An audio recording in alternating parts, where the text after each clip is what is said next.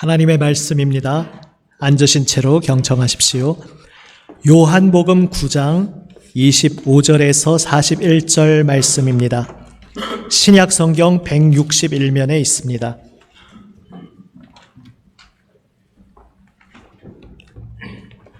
신약성경 161면 요한복음 9장 25절에서 41절 말씀입니다. 제가 말씀을 받들어 읽습니다. 9장 25절부터 제가 읽습니다. 대답하되 그가 죄인인지 내가 알지 못하나 한 가지 아는 것은 내가 맹인으로 있다가 지금 보는 그것이니이다. 그들이 이르되 그 사람이 내게 무엇을 하였느냐? 어떻게 내 눈을 뜨게 하였느냐? 대답하되 내가 이미 일렀어도 듣지 아니하고 어찌하여 다시 듣고자 하나이까? 당신들도 그의 제자가 되려 하나이까? 그들이 욕하여 이르되 너는 그의 제자이나 우리는 모세의 제자라. 하나님이 모세에게는 말씀하신 줄을 우리가 알거니와 이 사람은 어디서 왔는지 알지 못하노라. 그 사람이 대답하여 이르되 이상하다.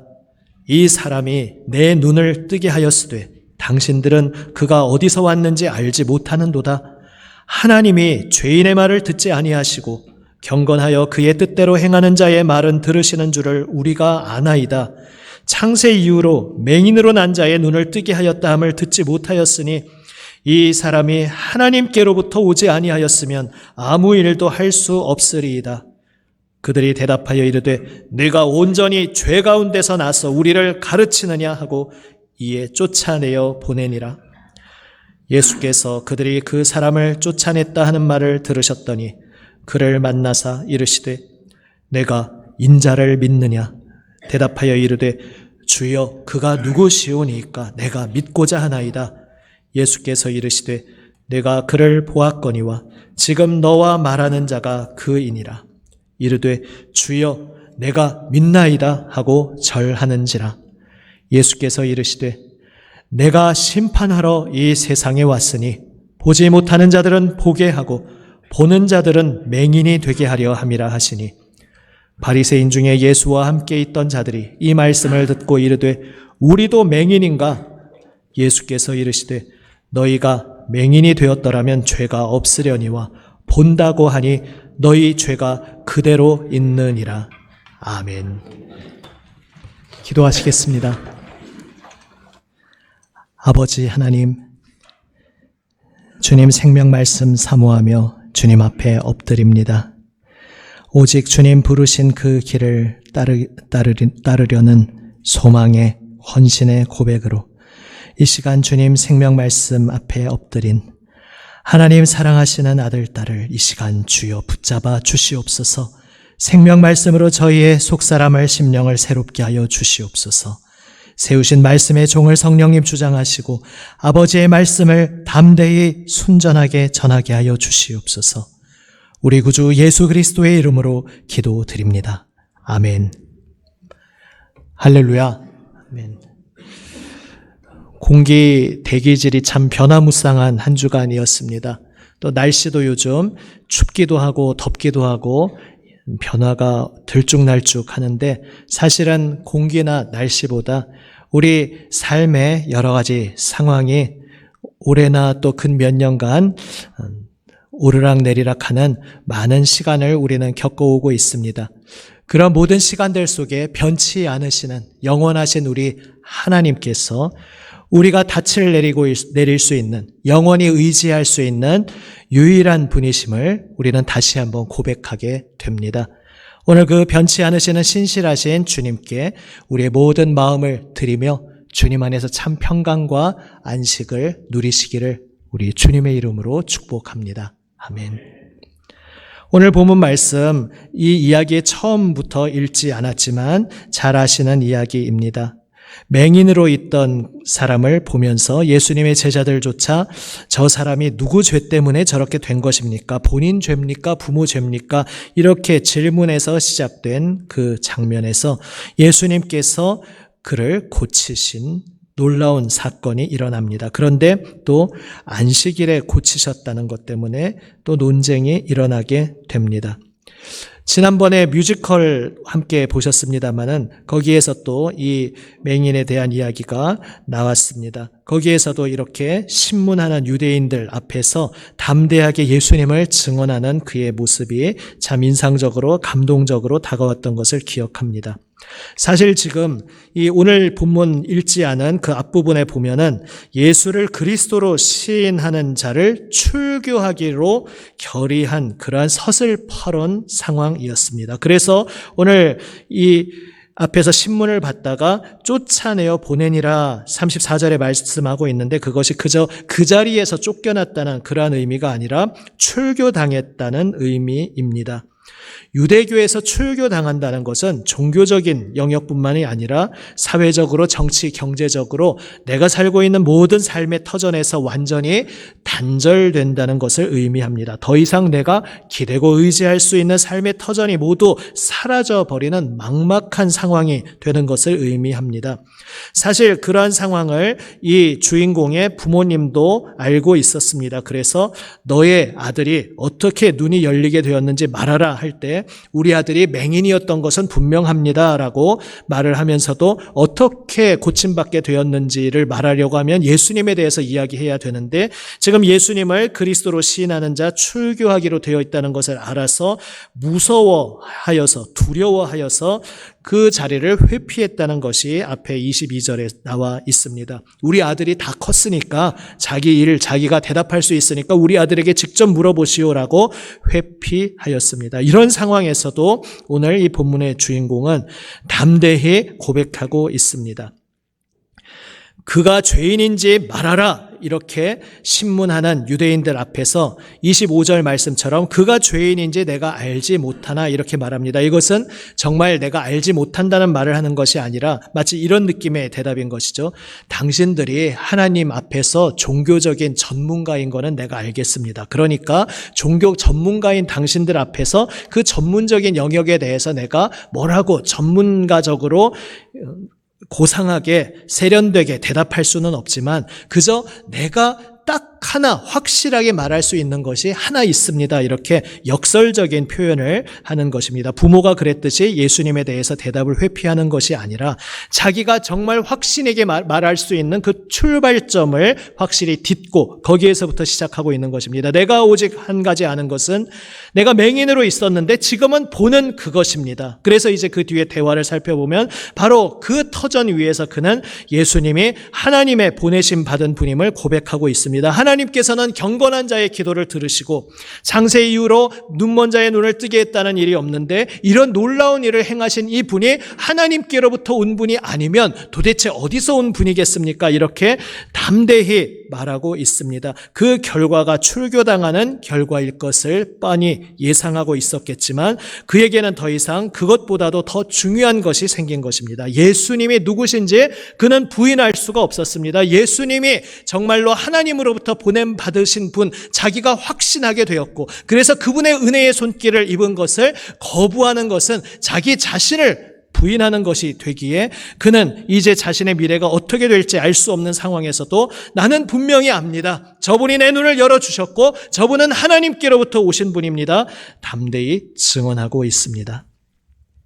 오늘 본문에서 특별히 반복되어 등장하고 있는 단어가 본다라는 단어입니다. 원래는 그 단어가 당연히 나오는 것이 맹인으로 보지 못하다가 보게 되었으니까 본다라는 동사가 계속 나옵니다. 그런데 오늘 본문 마지막 부분에 보면 그것이 좀 다른 의미로 또한 강조되고 있는 것을 보게 됩니다. 예수님께서 말씀하십니다. 예수님께서 이 세상에 오신 목적이 심판하러 오신 것인데 여기서 말씀하는 심판은 바로 그 뒤에 이어지는 그런 말씀입니다. 예수님 앞에서 크게 운명이 갈라지게 된다는 것입니다. 그래서 내가 보지 못하고 있던 이들은 예수님과의 만남 속에서 보게 되고 반면에 보는 자들은 맹인이 되게 하는, 그래서 예수님이 오심으로써 인생이 완전히 뒤바뀌고 역전되는 그러한 상황을 위해서 예수님이 오셨다 말씀하십니다. 여기에서 본다, 보지 못한다는 것은 영적인 눈을 말하는 것이죠. 예수님이 오셨는데 많은 사람들이 예수님을 알아보고 영접해야 될 하나님의 선택받은 백성들인 유대인들이 대다수가 예수님을 거부했습니다. 그러나 소수의 이들, 특별히 버림받고 소외받고 누구도 거들떠보지 않던 그들은 예수님을 마음에 모셔드렸습니다. 여기에서 보지 못하는 자들이란 이렇게 문자적으로 맹인이 되었던 이들뿐만 아니라 이 세상에서 버림받고 소외당하고 결코 중요한 존재로 취급받지 못하던 버림받은 인생이었던 사람들을 말합니다. 그런데 이제 그들은 바로 그 가난한 자리에서 주님께서 그들 앞에 오셨을 때에 하나님 앞에 하나님의 은혜로 고백할 수 있었습니다. 하나님, 저에게는 주님이 필요합니다. 저는 하나님의 은총이 없이는 살아갈 수 없는 존재입니다. 하나님이 은혜로 저를 받아주시지 않으면 저는 감히 하나님 앞에 나아갈 수 없는 자입니다. 저에게는 하나님의 은혜가 필요합니다. 이렇게 겸손히 고백하는 이들은 그들 앞에 찾아오신 예수님을 발견하고 바로 이분을 통해 하나님이 나에게 찾아오셨음을 발견하고 감사하고 그 앞에 나아오게 되었습니다. 보지 못하던 이들이 보게 되는 순간이었습니다. 반면에 자신들이 본다고 자부하던 이들은 맹인이 되게 되었습니다. 자신들이 하나님을 잘 알고 있다고 스스로 자부하고 있었습니다. 하나님 앞에 자신들이 잘 살고 있다고 착각하고 있었습니다. 그러나 예수님이 오셨을 때에 그들 속내가, 그들 속에 무엇이 들어있는지 다 탄로나게 되었습니다. 그래서 사실 하나님을 알지 못하고 있었지만 아는 척하고 있었던 그들, 하나님을 섬기지 않고 있었지만, 하나님을 사랑하지 않고 있었지만 하나님을 섬기고 사랑하고 있던 이들, 그들의 정체가 폭로되고 그들의 눈이 사실은 멀어 있었다는 것이 이제 밝혀지기에 바로 그것을 예수님께서는 보는 자들은 맹인이 되게 하려 함이라 말씀하십니다. 그 예수님의 말씀을 듣고 자신들을 꼬집는 말씀이라 생각하며 바리새인들이 반발합니다. 우리도 맹인이란 말인가? 그러자 예수님이 말씀하십니다. 맹인이었다면 바로 이 자리, 지금 예수님과 함께하고 있는 그 주인공, 그 사람처럼 맹인이었던 자가 내가 맹인이었음을, 내가 하나님의 필요한 자임을 겸손히 고백하고 있었으면 그는 하나님의 긍휼로 죄사함을 받았을 텐데 너희는 보고 있다고 말하니까, 나에게는 문제가 없다고 말하니까, 나에게는 죄가 없다, 나는 지금 내가 살고 있는 이 삶 그대로 아무 문제가 없는 삶이다, 나에게는 예수 당신이 필요 없다, 이렇게 말하고 있으니까 너희는 너희의 죄가 그대로 있다, 너희 자신의 죄를 스스로 폭로하고 있는 것이다, 주님께서 말씀하십니다. 결국 예수님 오셨을 때 그 앞에서 내 문제가 무엇인지를 직시하고 직면하고 고백하는 이는 예수님의 은혜를 얻을 수 있었음을 우리는 보게 됩니다. 이 세상의 학문에서도 그러한 것을 말하는 비슷한 것이 있습니다. 내가 어떤 문제에 빠져 있을 때, 내가 무언가 안 좋은 상황에서 발전하거나 변화되기 위해서 출발점이 무엇인가 하면은 내 문제를 직면하는 것, 내가 문제가 있다는 것을 시인하고 인정하는 것, 바로 거기에서부터 변화와 치료가 시작될 수 있다는 것을 세상 학문에서도 말하고 있습니다. 세상적으로도 그러할진데 영적으로는 더욱 그러합니다. 내가 하나님을 잘 알고 있다고 말하지만 그것이 자기 자신만의 착각이기에, 그래서 하나님이 정작 그분 자신 앞에 찾아왔을 때 그는 하나님이 필요 없다고 말합니다. 입술로는, 그의 종교적인 습관적인 행동으로는 하나님을 섬기고 있는 것처럼 옆에서 보면 보일지 몰랐습니다. 그러나 우리의 중심을 보시는 하나님 앞에서는 그 영혼은 예수님이 필요 없다, 하나님이 필요 없다, 이렇게 말하고 있었던 것이 폭로되었습니다.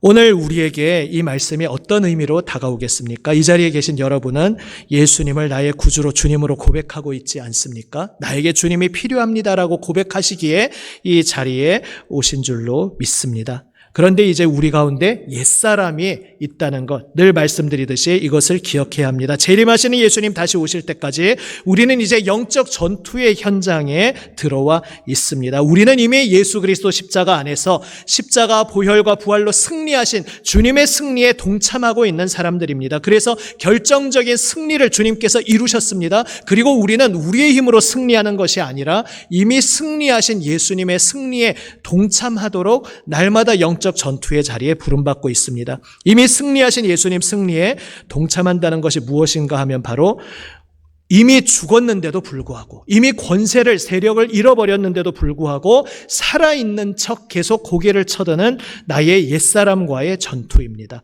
하나님을 알지 못할 때 내가 내 주인 되어서 내 뜻대로, 내 고집대로, 내 감정대로 행동하고 말하고 살아가려 했던 내 옛사람은 이제 우리 위에 죽으신 예수 그리스도 그 십자가 죽음과 함께 세력을 잃고 죽었습니다. 그러나 계속해서 살아있는 척 고개를 쳐들며 우리를 어리석은 길로 끌고 가려고 날마다 우리에게 속삭입니다. 그리고 우리는 그 자리에서 내 힘으로 이기는 것이 아니라 어리석은 옛사람의 목소리가 아닌 예수님의 목소리 앞에 귀를 기울이고 엎드림으로써 이미 승리하신 주님 앞에 나를 맡겨드림으로써 우리는 주님의 승리에 동참할 수 있습니다. 바로 그러한 영적 전투의 현장에 있는 우리이기에 오늘 본문의 말씀이 우리에게도 적용되는 부분이 있습니다.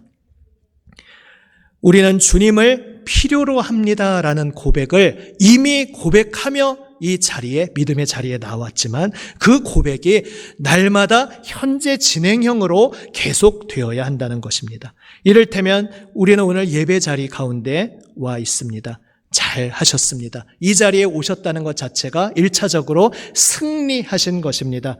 우리가 예배에 오지 않을 만한 수많은 그럴듯한 명분과 이유가 있을 수 있습니다. 물론 코로나라든지 감기 몸살이 심하게 걸렸다든지 해서 다른 이에게 또 옮지 않도록 조심하고자, 또 내가 너무나 기력이 안 되어서 또 내가 몸을 움직이기가 힘들어서 예배의 자리에 못 나오는 경우가 있을 수 있습니다. 그러한 것에 대해 말씀드리는 것이 아닙니다. 내가 나올 수 있지만 그러나 또 다른 이유로, 여러 가지 다른 명분으로 예배에 오늘 나오지 않게 만드는 여러 가지 이유를 우리는 댈 수 있습니다. 그러나 그렇게 하면서 예배의 자리를 한 번, 두 번 빠지게 되는 그 일이 결국 무엇을 나타냅니까?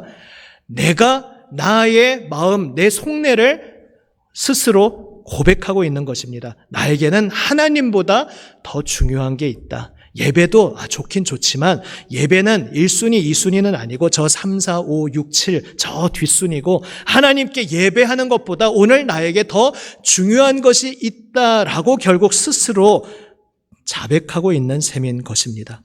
그런 면에서 오늘 예배의 자리에 나오신 여러분, 옛사람의 목소리를 예수 그리스도의 이름으로 이기고 잘 나오셨습니다. 승리하셨습니다. 그런데 여기에서 또 더 깊은 자리로 나아가야 합니다. 몸은 비록 왔는데 우리의 영혼은 가출해서 다른 곳에 가 있을 수가 있습니다. 사실 목사도 때로 그런 우를 범할 때가 있을 수 있습니다. 우리가 예배의 자리 가운데 왔는데 너무 근심 걱정이 많다든지 지금 무언가 해야 될 일이 산더미같이 쌓여서 머릿속이 복잡하다 보니까 찬송을 부르는데 입술로는 찬송을 부르지만은 그게 무슨 내용인지 무슨 가사인지 인지하지 못한 채 어느새 찬송이 끝나버릴 수가 있습니다. 지금 설교를 듣고 있으시지만 내 귀로는 듣고 있는데 나는 지금 내 속에 걱정되는 것 혹은 신경 쓰이는 것, 수많은 일들을 생각하느라고 내 정신은 그쪽에 가 있고 설교는 그저 귀로는 들어오지만 내 마음에는 내려오지 못하고 있을 수 있습니다. 결국 그렇게 하는 순간순간 우리는 무엇을 고백하고 있는 것입니까? 하나님 말씀 듣는 것 중요하고 하나님께 찬송의 고백하는 것 중요하지만 그것보다 지금 나에게 더 중요한 것, 더 절박한 것은 지금 이 문제 때문에 고민하는 것, 지금 내 앞에 산더미같이 쌓인 이 과제에 대해서 연구하고 궁리하고 생각하는 것, 이게 예배보다 더 중요합니다라고 결국은 내 영혼이 자백하고 있는 것입니다. 그래서 우리는 몸으로 이 자리에 나온 것이 먼저 1차적으로 승리하신 것이지만 더 깊은 데까지 나아가야 합니다. 예배의 처음부터 끝까지 계속해서 옛사람의 그 소리가 올라올 때마다 물리치고 어느새 내가 또 정신을 다른 데로 팔고 있었구나 깨달으면 그것 때문에 자책감에 빠져서 바닥에 가라앉을 필요 없이 예수 그리스도의 이름으로 물리치고 다시 집중하여 말씀 앞에 엎드리고 찬송하고 기도하는 거기에 우리의 영혼을 온전히 들여서 집중해야 하는 것입니다. 우리가 주님의 몸된 교회를 위해 섬기는 여러 가지 봉사의 일로 나오고 있습니다. 그것도 마찬가지입니다. 하지 않는 것보다 그 자리에 내 몸으로 나아가서 우리 찬양대로서 또 교회학교 교사로서 여러분 각 선교회에서 여러분 각 속한 부서에서 우리 영상실, 주차, 우리 식당, 주방 보이게 보이지 않게 섬기는 수많은 귀한 일들이 얼마나 많이 있습니까? 아직 그 자리에 내가 나를 온전히 드리지 못하고 있다면 그 자리로 나의 몸과 시간과 마음을 들여서 주님의 몸된 교회에서 함께 섬기는 복된 자리에 동참하시기를 권면드립니다. 그렇게 해서 1차적으로 승리하시기를 바랍니다. 그렇게 하는 것이 나에게 복이 됩니다. 주님 앞에 나를 드려서 주님께서 기뻐하시는 일에 나를 주님 사용하옵소서 드리는 것은 소중한 시간입니다. 그리고 거기에서 더 깊은 데로 나아가야 합니다. 내가 오늘 섬기기 위해 나와왔지만 그것을 위해 주중에 기도하며 준비해야 할 일이 있는데 주중에 어느새 내가 그 일에 너무나 익숙해져서일 수도 있습니다. 아니면 주중에 너무 힘들고 고단한 일이 있어서 미처 마음을 다 쓰지 못해서일 수도 있습니다. 여러 가지 이유가 있을 수 있지만 결국 주중에 충실하게 충성되게 준비하는 것을 하지 못하고 그냥 몸만 이 자리에 나왔다면 우리는 또 어떤 부분에 있어서는 주님이 더 풍성히 우리를 만나주시고자 하는 자리를 놓치고 있는 것일 수 있습니다.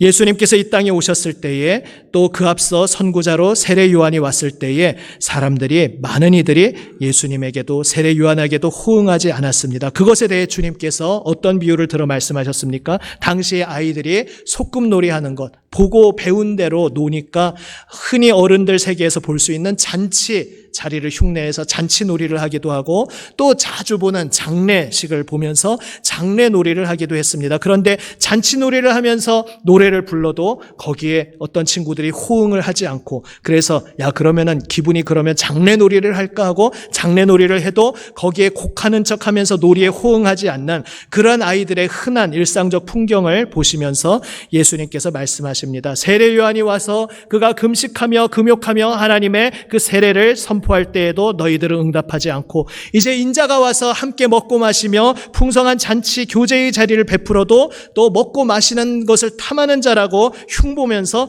예수님과 함께하지 않으면서 이 장단에도 춤을 추지 않고 저 장단에도 춤을 추지 않고 하나님께서 다가오시는 그 손길에 도무지 마음을 열지 않는 그 완악한 세대를 향해 주님께서 안타까움으로 말씀하셨습니다. 혼인 그 잔치를 베푼 그 잔치 초청의 비유에서도 바로 그것을 말씀하셨습니다. 옛날 고대 사회에서 왕이나 높은 분들이 큰 잔치를 베풀 때 초청을 2단계로 합니다. 얼마 전 또 우리 다른 교역자 전하는 말씀에서도 들으셨죠.